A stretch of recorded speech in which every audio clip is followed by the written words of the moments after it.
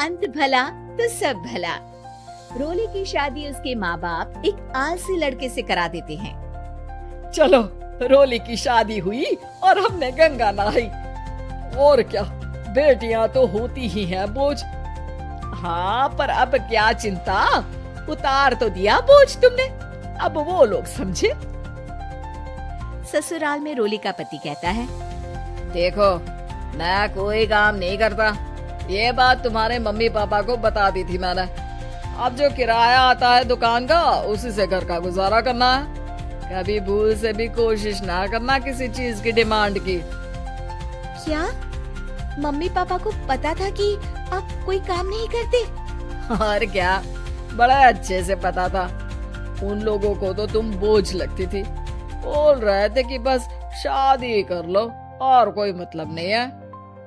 रोली को ये सुनकर बहुत गुस्सा आता है, लेकिन करती भी तो क्या, क्योंकि वो जानती थी कि उसके माता पिता ऐसे ही हैं। जैसे तैसे रोली दिन काट रही थी। रोली को एक प्यारी सी बेटी होती है। धीरे धीरे वो बड़ी होती है और उसके साथ उसकी जरूरतें भी बढ़ती जाती हैं। सुनिए जी, अब तो सिमी बड़ी हो रही है, उसका स्कूल में दाखिला कराना है। मैंने अब तक तो जैसे तैसे समय काट लिया, लेकिन मैं बच्ची की परवरिश में कोई कमी नहीं रखूंगी। अरे क्या है यार, तो लगता है कोई ना कोई काम ढूंढना ही पड़ेगा। अब पति रोज काम की तलाश में जाता और बिना किसी काम के वापस आ जाता। रोली समझ जाती है कि पति के अंदर अब काम करने की क्षमता नहीं है।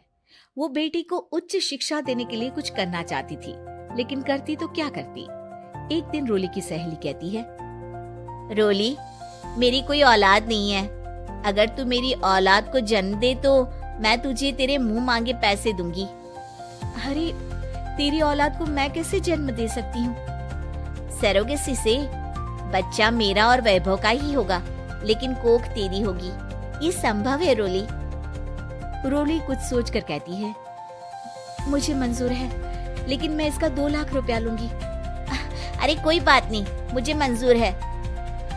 रोली खुश हो जाती है कि एक बच्चा पैदा करने का उसे 2 लाख रुपया मिलेगा।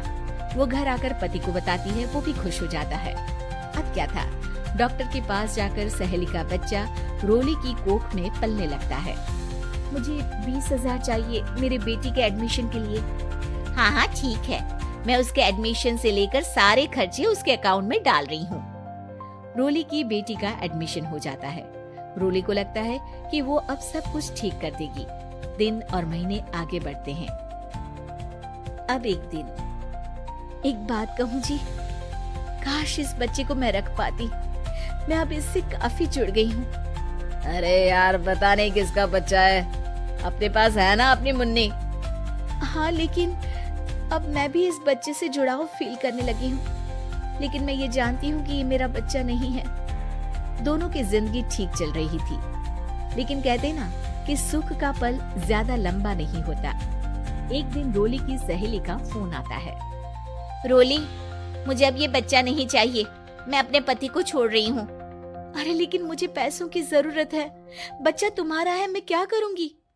सहेली बिना कुछ बोले फोन काट देती है, फोन स्विच ऑफ कर देती है। लेकिन रोली के जीवन का तूफान यहीं नहीं रुकता। रोली, मैं इतना भार नहीं उठा सकता। आज पढ़ाई का पैसा मांग रही हो, कल को शादी, कॉलेज और पता नहीं क्या क्या। मैं तुम्हें छोड़ रहा हूँ, अपनी बच्ची उठाओ और निकलो इस घर से। अरे पर मैं कर तो रही हूँ ना बच्चे के लिए काम, आप आराम से रहिए ना। क्या काम कर रही हो? देख रहा हूँ मैं। ये छोटा शहर है, यहाँ लोगों को बात बनाते वक्त नहीं लगता। तो मैं क्या करूँ? ज्यादा पढ़ी लिखी नहीं हूँ, कैसे घर के खर्चे चलाऊं? और आप तो काम करना ही नहीं चाहते।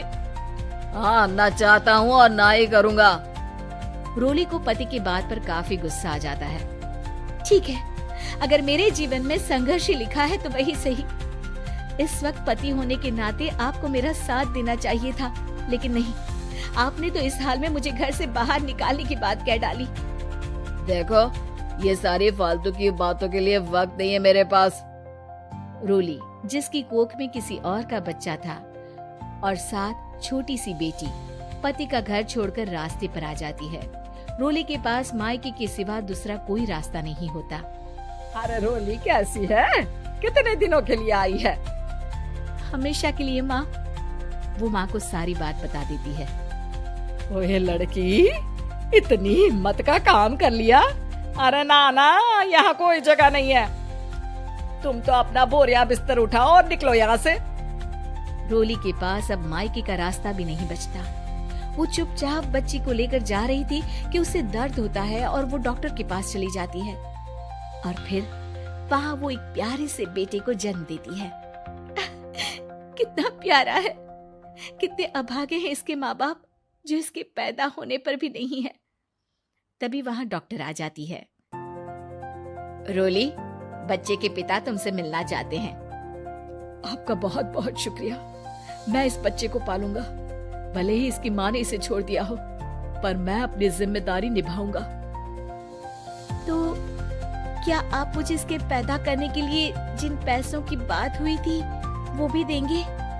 हाँ, और साथ ही आप चाहें तो मेरे घर में रहकर मेरे बच्चे की देखभाल भी कर सकती हैं। मैं उसके लिए आपको सैलरी दे दिया करूंगा। रोली को लगता है कि जैसे भगवान ने उसके लिए सुकून का रास्ता खोल दिया।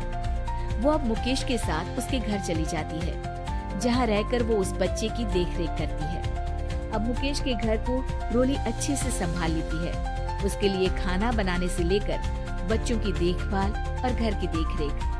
धीरे धीरे मुकेश को रोली से प्यार हो जाता है। रोली, तुम्हारी बेटी और मेरा बेटा बिल्कुल भाई बहन की तरह साथ रहते हैं। हाँ, आखिर है तो एक ही कोख के बच्चे, अटैचमेंट तो होगा ही ना। रोली, तुमने घर और मुझे दोनों को संभाल लिया। ये तो मेरा काम है। आपने भी तो मुझे छत दी जिससे मैं अपनी बेटी की पढ़ाई और भविष्य के लिए पैसे जोड़ सकूं।